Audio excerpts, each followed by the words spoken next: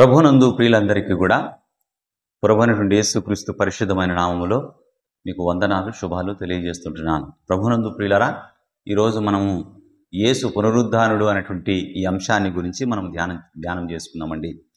ఈ యేసు పునరుద్ధానుడు అనేటువంటి ఈ అంశములో మరణాన్ని జయించి తిరిగి లేచిన వారిలో మనకు ఈ ప్రపంచములో ఒకే ఒక్కడు యేసయ్య మాత్రమే, యేసుక్రీస్తు మాత్రమే.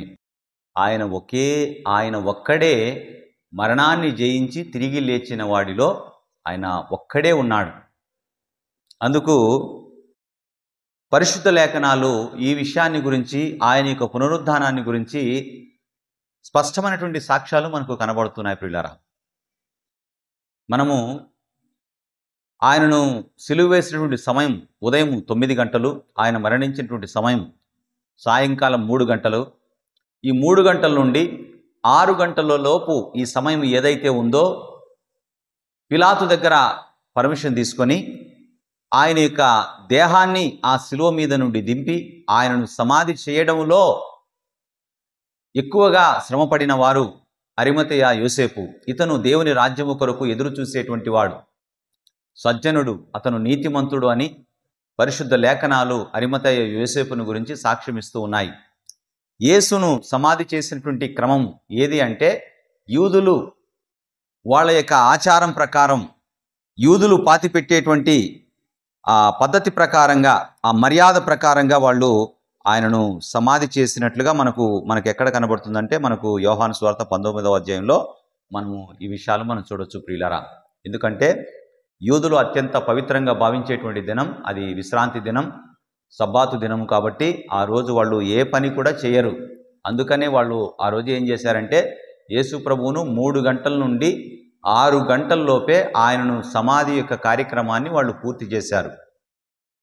ఆ పూర్తి చేయడంలో ఈ అరిమతయ యోసేపు, నికోదేము అనేటువంటి వీళ్ళిద్దరూ కూడా చాలా ప్రయాసపడ్డారు. సుగంధ ద్రవ్యములు తీసుకుని రావడం కానీ, నారబట్టలు కానీ, ఆ యూదులు పాతిపెట్టేటువంటి మర్యాద ఏదైతే ఉందో దాని ప్రకారంగా వాళ్ళు ఆయనను సమాధి చేసినట్లుగా మనకు అపోస్తుల కార్యములు 19వ అధ్యాయము 38వ వచనం నుండి 42వ వచనం వరకు ఈ మాటలన్నిటిలో కూడా మనం చూడొచ్చు. అయితే ఆయనను సమాధి చేసినటువంటి స్థలం ఒక కొత్త సమాధి. ఎందుకంటే అక్కడ ఇంతకు ముందు ఎన్నడూ కూడా ఎవరు ఎప్పుడు కూడా సమాధి చేయబడలేదు అనేటువంటి విషయం మనకు ఈ సందర్భంలో లేదా మనకు ఈ లేఖన భాగంలో మనకు కనబడుతుంది. అది ఒక కొత్త సమాధి అనేటువంటి మాట మనకు కనబడుతుంది ప్రియులరా.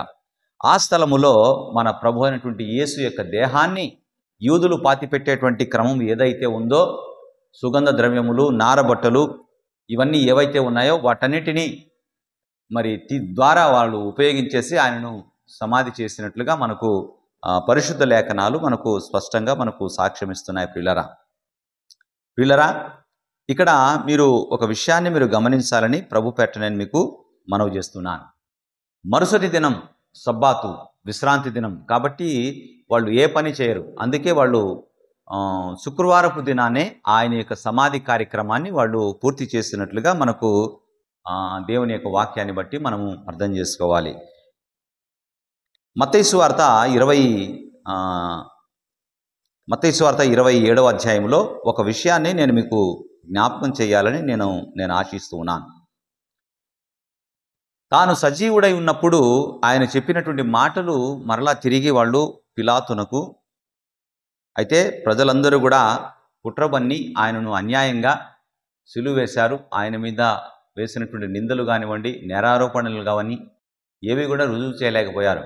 కానీ ప్రజల యొక్క అల్లరి, కేకలు ఇవి మాత్రమే ఆయనను సిలువ మరణానికి గురి చేసేలాగా చేశాయి తప్ప వాళ్ళు మరణానికి తగినటువంటి హేతువు ఏదీ లేకుండా ఆయనను సిలువ వేసినట్లుగా మనము పరిశుద్ధ వాక్యములో మనం తెలుసుకోవచ్చు ప్రియులరా. ఒక విషయాన్ని అయితే నేను మీకు జ్ఞాపకం చేయాలని నేను ఆశిస్తున్నాను. మత్తయి సువార్త 27వ అధ్యాయములో 62వ వచనం నుండి 66వ వచనం వరకు ఉన్నటువంటి ఈ మాటలు కనుక మనం చదివితే కనుక ఈ మాటల్లో ఏం రాయబడిందంటే, ఆయన సజీవుడిగా ఉన్నప్పుడు నేను 3 దినములైన తరువాత నేను లేచేదనని చెప్పినది మాకు జ్ఞాపకం ఉన్నది అని చెప్పేసి అక్కడ వాళ్ళు పిలాతు దగ్గర వాళ్ళు మాట్లాడుతున్నట్లుగా, అంటే మాట్లాడేటువంటి వాళ్ళు ఎవరని మీరు అనుకోవచ్చు. ప్రధాన యాజకులు ఉన్నారు, పరిసయ్యులు ఉన్నారు. తర్వాత మరి కొంతమంది కూడా వెళ్ళి మరి యేసు ప్రభు తాను సజీవుడై ఉన్నప్పుడే తన యొక్క పునరుద్ధానాన్ని గురించి ఆయన ముందే మాట్లాడుతూ ఉన్నాడు. ఇదే విషయాన్ని వాళ్ళు ఆ పిలాతుతో మాట్లాడితే అప్పుడు ఆయన ఏమంటున్నాడంటే, 3 దినములైన తరువాత నేను లేచెదనని చెప్పినది మాకు జ్ఞాపకం ఉన్నది. కాబట్టి 3వ దినము వరకు సమాధిని భద్రము చేయని ఆజ్ఞాపించుము. వాని శిష్యులు వచ్చి వానిని ఎత్తుకొని పోయి ఆయన మృతుల్లో నుండి లేచనని ప్రజలతో చెప్పుదురేమో. అప్పుడు మొదటి వంచన కంటే కడపటి వంచన మరీ చెడ్డదై ఉండునని చెప్పిరి. అందుకు పిలాతు, కావలివారు ఉన్నారు కదా, మీరు వెళ్ళి మీ చేతనైనంత మట్టుకు సమాధిని భద్రము చేయుడని వారితో చెప్పాను. వారు వెళ్ళి కావలి వారితో కూడా ఉంచుకొని రాతికి ముద్ర వేసి సమాధిని భద్రము చేసిరి. ప్రభునందు ప్రియులారా, ఇక్కడ ఈ లేఖన భాగాన్ని మీరు గమనిస్తున్నారు కదా. యేసును సమాధి చేసినటువంటి స్థలానికి కాపలా, ఆ సమాధికి కాపలా, ఆ సమాధికి అడ్డంగా ఉంచినటువంటి ఒక పెద్ద రాయి, అంటే ఆ రాయిని దొర్లించాలంటే కొంతమంది మనుషులు కావాలా. సామాన్యమైనటువంటి మనుషులు ఎవరు కూడా ఆ బండరాయిని తొలగించేటువంటి ఆ సామర్థ్యము, శక్తి అన్నది చాలదు. పైగా వాళ్ళు ఆ రాతికి ముద్ర వేశారు. ముద్ర వేశారు అంటే ఇంకా గవర్నమెంట్ వారు పర్మిషన్ లేకుండా ఎవరు కూడా ఆ సమాధి దగ్గరకు వెళ్ళి దాన్ని ఓపెన్ చేయడానికి వీలు లేదు అని వాళ్ళు చెప్పకనే చెప్తూ ఉన్నారు. 3 రోజుల వరకు ఆ సమాధికి కాపలా కూడా ఉన్నారండి. అందుకే ఇక్కడ ఒక విషయాన్ని మనం ఏం గమనిస్తున్నామంటే, వాని శిష్యులే వచ్చి ఎత్తుకొని పోయేసి మృతుల్లో నుండి లేచాడని చెప్పేసి ప్రచారం చేస్తారేమో. కాబట్టి 3 రోజుల వరకు మీరు ఆ సమాధిని మీరు భద్రం చేయండి, ఆజ్ఞాపించండి అని చెప్పేసి ఈ పరిసయ్యులు, ప్రధాన యాజకులు ఆ పిలాతు దగ్గర వాళ్ళు చెప్పుకుంటూ ఉన్నట్లుగా మనము ఈ లేఖన భాగంలో మనం చూస్తూ ఉంటున్నాం ప్రియులరా. అయితే ప్రియులరా, ఇక్కడ ఇంకొక విషయాన్ని నేను మీకు జ్ఞాపకం చేయాలని నేను ఆశిస్తూ ఉన్నాను. రాతికి ముద్ర వేశారండి వాళ్ళు. రాతికి ముద్ర వేశారు అంటే ఎవరు కూడా గవర్నమెంట్ వాళ్ళ పర్మిషన్ లేకుండా ఆ బండరాయిని తొలగించడానికి వీలు లేదు. ఇది ఇక్కడ మీరు గమనించాలి. పైగా ఇక్కడ ఇంకొక విషయం ఏంటంటే, మొదటి వంచన కంటే కడపటి వంచన మరీ చెడ్డదై ఉండునని చెప్పిరి. అంటే ప్రభు తాను చెప్పినటువంటి విషయాన్ని, ప్రజలతో చెప్పినటువంటి విషయాన్ని మనము జ్ఞాపకం చేసుకుంటే, ఆయన తిరిగి లేస్తాను అని చెప్పినది మాకు జ్ఞాపకం ఉంది అంటున్నారు వాళ్ళు. ఈ విషయాలన్నీ కూడా ఖచ్చితం కనుక వీళ్ళు ఆ రోజే యేసు యొక్క పునరుద్ధానాన్ని ఎలాగైనా సరే దీన్ని కనుమరుగు చేయాలని ఆయనను సమాధి చేసినటువంటి ఆ రోజు నుండే కుట్రలు అనేటువంటివి చేస్తున్నారని ఈ లేఖన భాగాన్ని బట్టి మీరు గమనించాలి. ఆనాటి నుండి ఈనాటి వరకు యేసు యొక్క పునరుద్ధానాన్ని గురించి అనేకమైనటువంటి సంశయాలు, అనుమానాలు, ఎన్నో అపోహలు, ఎన్నో విచిత్రమైనటువంటి వాదాలు, వితండవాదాలు, ఇట్లాంటివి ఎన్నో కూడా మనము ఈ సమాజంలో మనం చూస్తూ ఉన్నాం ప్రియులరా. కనుక ప్రియులరా, ఈరోజు మీకు కొన్ని ఖచ్చితమైనటువంటి రుజువులు పరిశుద్ధ గ్రంథములో నుంచి నేను మీకు చూపించాలని నేను ఆశిస్తూ ఉన్నాను. కనుక మీరు దయతో ఈ మాటలు కొంచెం మీరు ఆలోచించాలని ప్రభు పెట్ట నేను మీకు మనవి చేస్తుంటున్నాను. అయితే యేసు తాను సజీవుడై ఉన్నప్పుడు ఆయన చెప్పినటువంటి మాటలు కనుక మనం జ్ఞాపకం చేసుకుంటే, తాను చనిపోకముందే, తాను ఇంకా ఈ లోకములో ఉన్నప్పుడే ఆయన అన్యజనులకు అప్పగింపబడి అతనిని తృణీకరించడం, తర్వాత అతను చంపడం, ఈ విషయాలన్నీ కూడా చెప్తున్నాడు ఆయన. తర్వాత ఆయన ఏం చెప్తున్నాడంటే, తన యొక్క పునరుద్ధానాన్ని గురించి చెప్తున్నాడు ఆయన. 3వ దినాన నేను తిరిగి లేస్తాను, 3వ దినాన నేను తిరిగి లేస్తాను. ఈ మాటలు మనం ఎక్కడ చూడొచ్చు అంటే మత్తయి సువార్త 16వ అధ్యాయం 21వ వచనంలోను, అలాగే మనము మత్తయి సువార్త 20వ అధ్యాయము 19వ వచనంలోను, అలాగే లూకా సువార్త 9వ అధ్యాయం 22వ వచనంలోను, లూకా సువార్త 13వ అధ్యాయం 32వ వచనంలోను ఈ మాటలన్నీ కూడా చూడొచ్చు. యేసు ప్రభు తాను సజీవుడై ఉన్నప్పుడే తన యొక్క పునరుద్ధానాన్ని గురించి, అంటే నేను 3వ దినాన నేను తిరిగి లేస్తాను అని ప్రభు అంటూ ఉన్నాడు. ప్రభువు చెప్పినటువంటి సాక్ష్యం. మనము ఈ విషయాలను గురించి మనం ఆలోచిస్తే, మరి మోషే ధర్మశాస్త్రంలో కానీ, ప్రవక్తల గ్రంథాలలో కానీ, లేదా కీర్తన గ్రంథములో కానీ మనకు ఏదైనా మనకు రుజువు కావాలా, ఆయన యొక్క పునరుద్ధానాన్ని గురించి మనము రూఢిగా చెప్పడానికి మనకు పాత నిబంధన గ్రంథములో దేవుడు ప్రవక్తల ద్వారా ఏ సందర్భములోనైనా ఎక్కడైనా ఎవరి ద్వారా అయినా మాట్లాడా అనేటువంటి ఈ విషయాలను కూడా మనము కొంచెం గమనించాలి. మన ప్రభువు మాట్లాడుతూ ఉన్నాడంటే అది వ్యర్థంగా మాట్లాడేటువంటి మాటలు కాదు. కనుక తన యొక్క పునరుద్ధానాన్ని గురించి ఆయన ముందే మాట్లాడుతూ ఉన్నాడంటే ప్రవక్త పలికినటువంటి సందర్భాలలో ఏదో ఒక సందర్భములో ఎక్కడో ఒక చోట ఉంటుందని మనము జ్ఞాపకం చేసుకోవాలి ప్రియులారా. అలాగే మనం యోహాను సువార్తలో కూడా ఈ దేవాలయాన్ని మీరు పడగొట్టండి, నేను 3 దినాల్లో కడతాను అంటున్నాడు ఆయన. అంటే తాను ఏ విషయాన్ని గురించి ఆయన మాట్లాడుతున్నాడంటే తన యొక్క పునరుద్ధానాన్ని గురించి ఆయన మాట్లాడుతున్నాడు అక్కడ. కానీ ఈ విషయం అక్కడ వాళ్ళకు చాలామందికి అర్థం కాలేదు. కానీ తర్వాత వాళ్ళు అర్థం చేసుకున్నారు, ఓహో ఇది యేసు ప్రభు తన యొక్క పునరుద్ధానాన్ని గురించి ఆయన మాట్లాడుతున్నాడో అనేటువంటి విషయాన్ని వాళ్ళు జ్ఞాపకం చేసుకొని ఆయన యందు వాళ్ళు విశ్వాసం ఉంచినట్లుగా, ఆయనను వాళ్ళు నమ్మినట్లుగా మనకు యోహాను సువార్తలో మనము ఈ విషయాన్ని మనం చూడొచ్చు ప్రియులారా.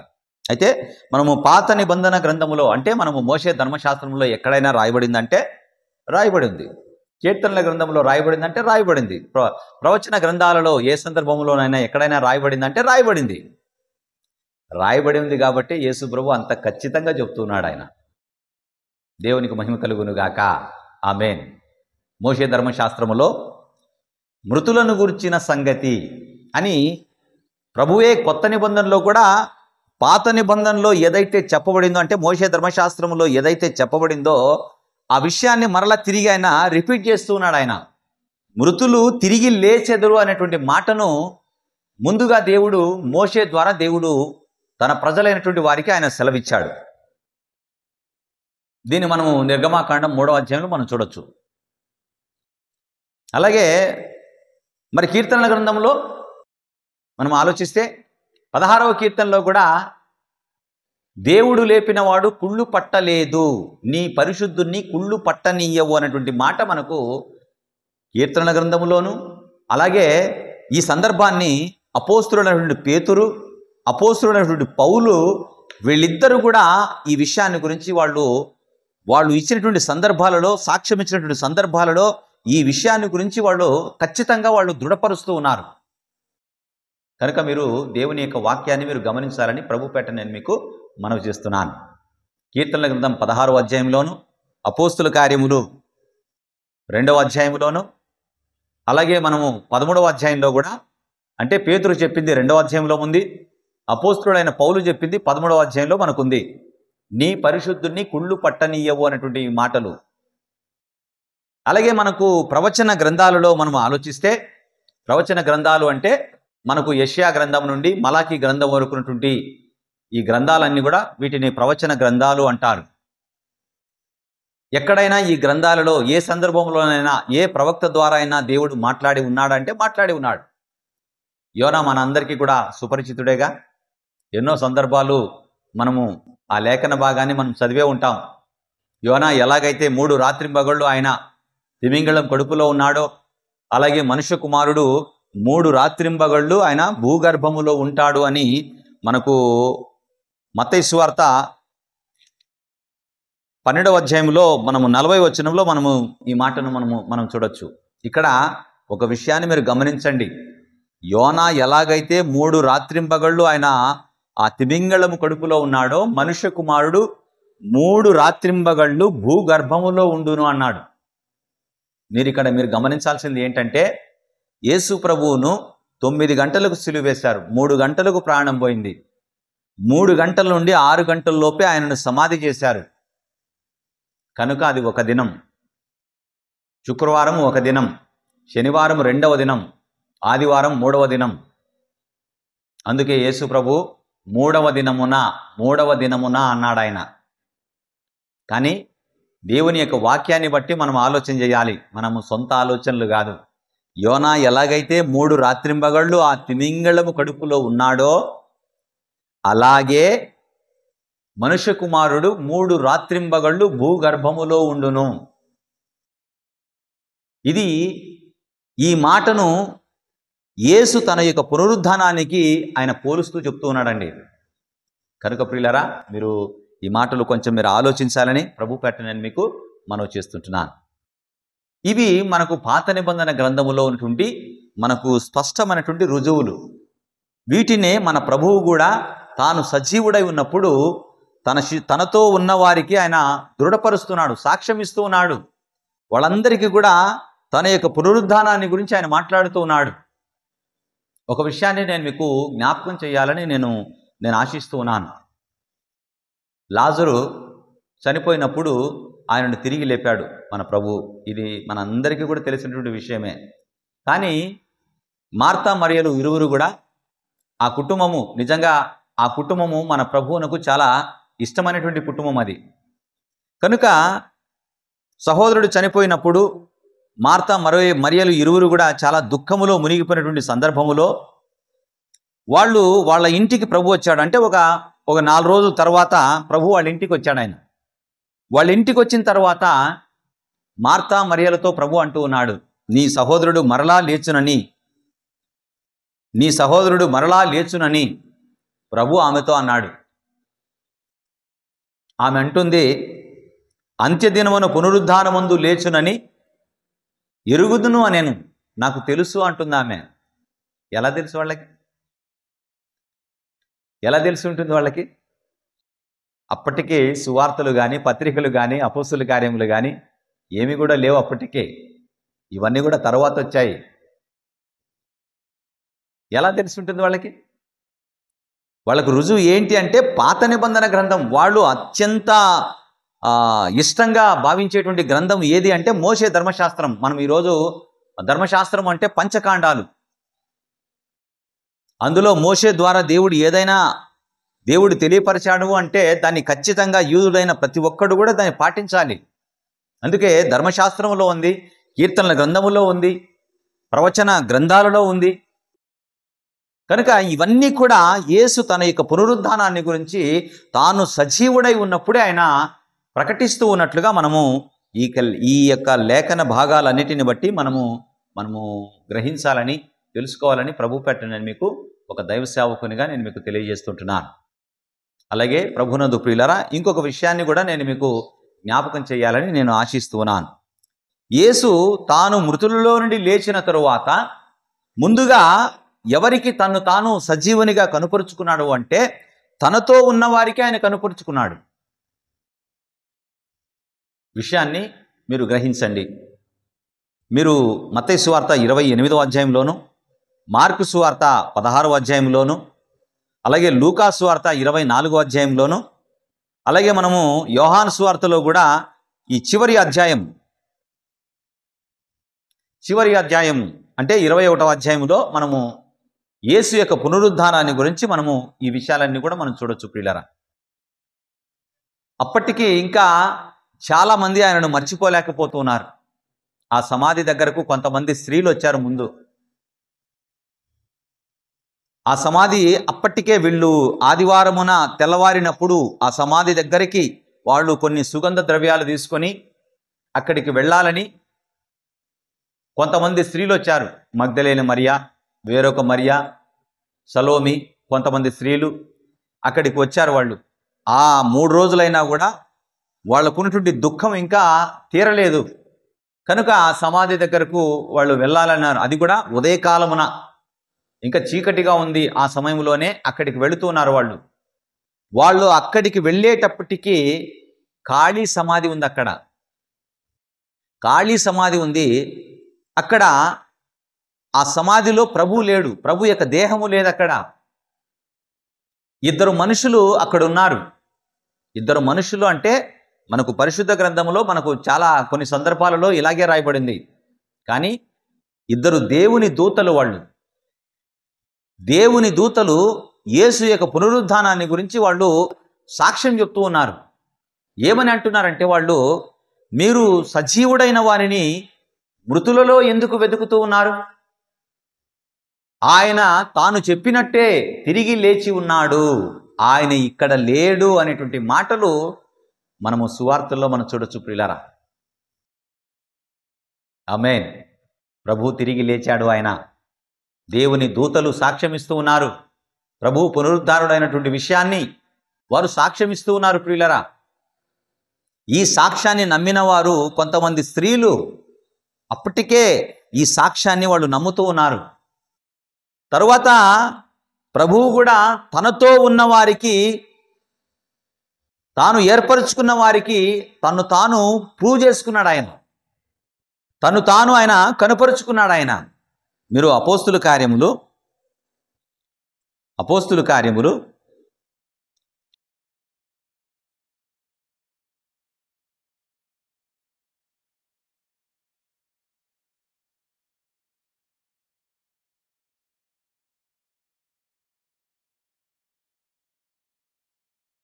10వ అధ్యాయము 40వ వచనము 41వ వచనాన్ని గమనించాలని ప్రభు పేరట నేను మీకు మనవి చేస్తుంటున్నాను. దేవుడు ఆయనను 3వ దినమున లేపి ప్రజలందరికీ కాక దేవుని చేత ముందుగా ఏర్పరచబడిన సాక్షులకే, అనగా ఆయన మృతులలో నుండి లేచిన తరువాత ఆయనతో కూడా అన్నపానములు పుచ్చుకొనిన మాకే ఆయన ప్రత్యక్షముగా కనబడునట్లు అనుగ్రహించెను. చూస్తున్నారా ఈ లేఖన భాగాన్ని? ప్రభు ముందుగా తను తాను ఎవరికి కనపరుచుకున్నాడు? ఆయన తనతో ఉన్న వారికి. ఎందుకు అంటే ఆయన పునరుద్ధానానికి సాక్ష్యం ఇచ్చేది ఎవరంటే తనతో ఉన్నవాళ్లే. చూసిన వారు సాక్ష్యం ఇవ్వాలి. ఆయన సమాధిలో నుండి తిరిగి లేచాడు అని ఎవరు సాక్ష్యం చెప్పాలి అంటే చూసిన వాళ్ళు, ప్రత్యక్షంగా చూసిన వాళ్లే సాక్ష్యం చెప్పాలి. కనుక ప్రభు తనతో ఉన్న వారికి తను తాను ప్రూవ్ చేసుకుంటున్నాడు. ఆయన అంటే రుజువు చేసుకుంటున్నాడు. ఆయన మీరు అపోస్తుల కార్యములు 1వ అధ్యాయంలో మీరు చూడొచ్చు. ఆయన తిరిగి లేచిన తరువాత 40 రోజులు ఆయన ఈ భూమి మీద ఉన్నాడండి.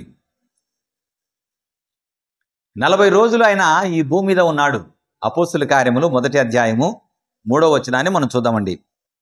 అపోస్తుల కార్యములు 1వ అధ్యాయము 3వ వచనాన్ని మనం చూద్దామండి. ఆయన శ్రమపడిన తరువాత 40 దినముల వరకు వారికి అగుపడుచు దేవుని రాజ్యమును గూర్చిన బోధించుచు అనేక ప్రమాణములను చూపి వారికి తన్ను తాను సజీవునిగా కనుపరుచుకొనెను. 40 దినముల వరకు వారికి అగుపడుచు అంటే ఒక సందర్భంలో కాదండి, చాలా సందర్భాలలో ప్రభు అనేకులకు ఒక్కొక్క సందర్భంలో ఒక్కొక్కరికి ఆయన కనిపిస్తూ వచ్చాడు.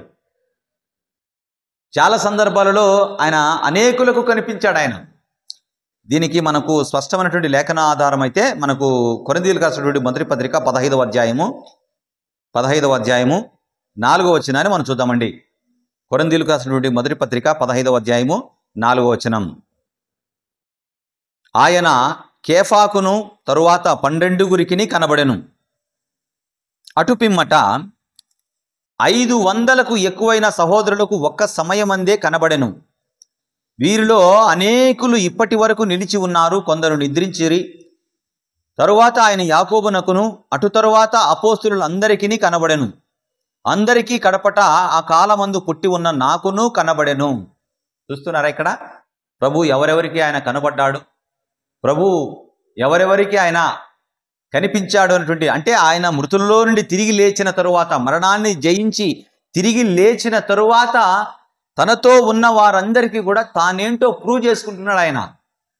ఆయన 40 దినముల వరకు వారికి అగుపడుచు దేవుని రాజ్య విషయములను గురించి వారికి బోధించుచు. ఇక్కడ ఈ మాటను కూడా కొంచెం మీరు ఆలోచించాలని ప్రభు పేట నేను మీకు మనవి చేస్తుంటున్నాను. దేవుని రాజ్యమును గూర్చిన విషయాలను బోధించుచు. ఇక్కడ అనేకమైనటువంటి ప్రమాణములను చూపిస్తూ ఉన్నాడు ఆయన. ఈ రుజువులు నమ్మాలి. ఏదైనా కూడా నమ్మాలి అన్నప్పుడు రుజువులు అనేవి కావాలి కదా. రుజువు లేకుండా ఎలా నమ్ముతారు? ప్రమాణము లేకుండా ఎలా నమ్ముతారు? నమ్మరు. కనుక వాళ్ళకి ఏం చేస్తున్నాడంటే అనేకమైనటువంటి రుజువులు చూపిస్తున్నాడు ఆయన. ఎక్కడి నుంచి చూపిస్తున్నాడంటే పాత నిబంధన గ్రంథంలో నుంచి, ధర్మశాస్త్రంలో నుంచి, ప్రవక్తల కీర్తనల గ్రంథంలో నుంచి, ప్రవక్తల గ్రంథాల్లో నుంచి ఎక్కడెక్కడ సందర్భాలు ఉన్నాయో దేవుని రాజ్యానికి సంబంధించినటువంటి విషయాలు, వాటన్నిటిని గురించి ఆయన ఉపదేశం చేస్తున్నాడు. ఆయన ఒక విషయాన్ని మీరు ఈ సందర్భంగా మీరు గమనించాలి. ఆయన పుట్టినప్పుడు రాజుగా పుట్టాడు. తూర్పు దేశమందు జ్ఞానులు, తూర్పు దేశం నుండి వచ్చినటువంటి జ్ఞానులు ఆ రోజు యూదయా దేశపు బెత్లెహేములో యేసు పుట్టిన పిమ్మట వాళ్ళు హేరోదు రాజును అడుగుతున్నారు, యూదులకు రాజుగా పుట్టినవాడు ఎక్కడ ఉన్నాడు? మేము ఆయనను పూజించడానికి మేము వచ్చాం. ఆ రాజును అడుగుతున్నారు. ఎప్పుడైతే రాజుకు తెలియకుండానే కలవరం వచ్చింది, అందువల్ల శాస్త్రులను పరిచయులను కొంతమందిని ధర్మశాస్త్రాన్ని ఎరిగిన వారిని తన యొద్దకు పిలిపించుకొని ఏదైనా ధర్మశాస్త్రంలో ఏదైనా మీరు చదివేటువంటి గ్రంథములు ఎక్కడైనా ఏ స్థలంలోనైనా ఏ ప్రవక్త ద్వారా అయినా దేవుడు మాట్లాడి ఉన్నాడా ఈ సందర్భాన్ని గురించి అని కన్ఫర్మ్ చేసుకోవడానికి కొంతమంది శాస్త్రులను పరిచయులను కూడా ఆ రోజు హేరోదు పిలిపించుకొని కన్ఫర్మ్ చేసుకున్నాడు ఆయన. ఆ తరువాత ఆయన సిలువ వేసినటువంటి సమయంలో కూడా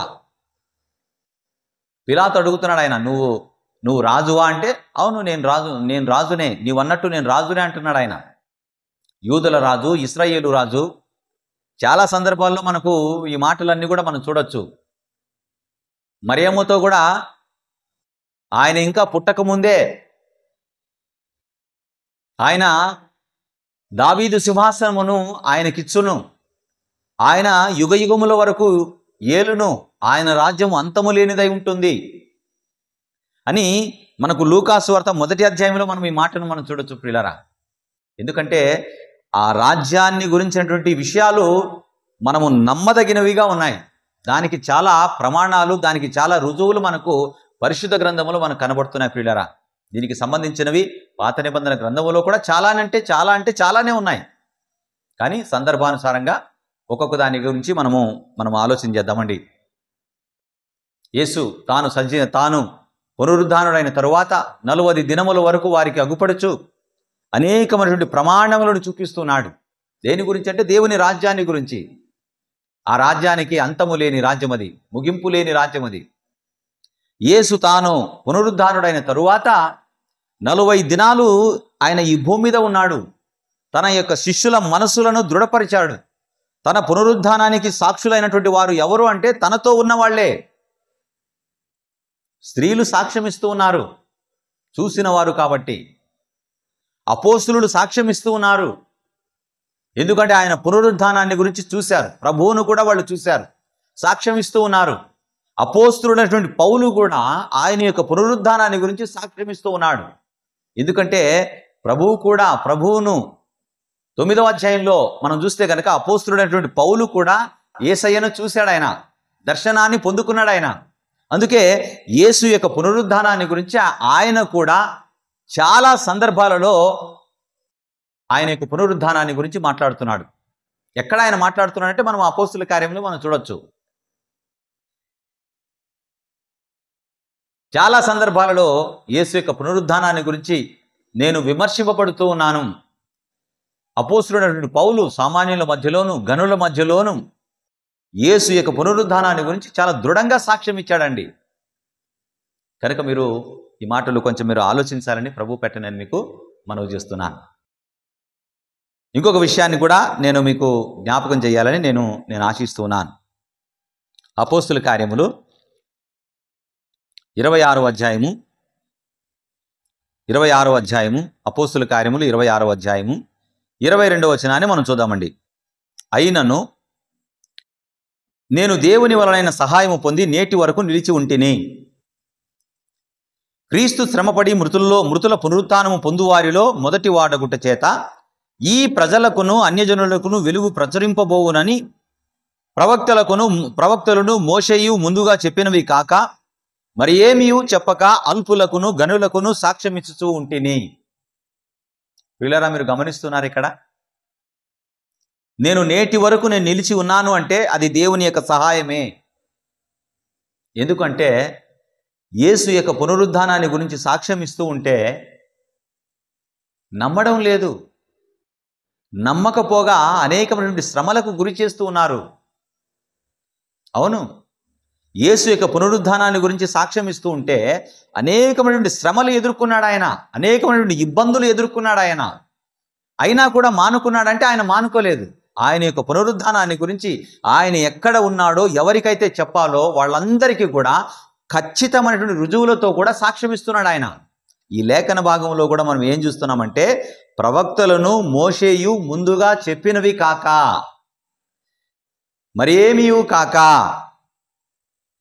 మరేమీయు చెప్పక అల్పులకును గనులకును సాక్ష్యమిచ్చుచూ ఉన్నాను. మృతుల పునరుద్ధానము పొందిన వారిలో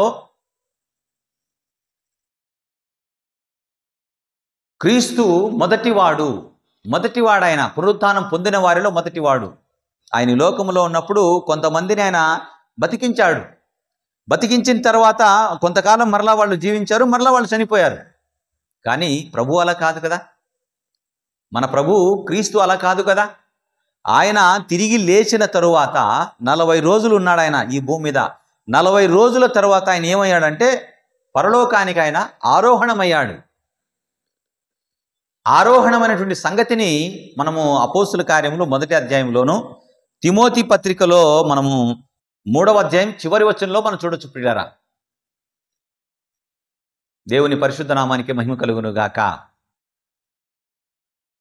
ప్రభునందు ప్రియులారా, ఆయన ఆరోహణమయ్యాడు.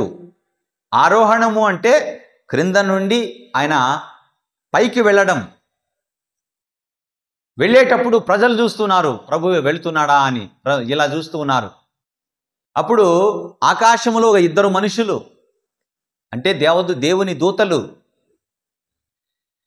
వాళ్ళు అడుగుతున్నారు ఆయన్ని, ప్రజలను అడుగుతూ ఉన్నారు, మీరెందుకు ఆకాశం వైపు తేరి చూస్తూ ఉన్నారు?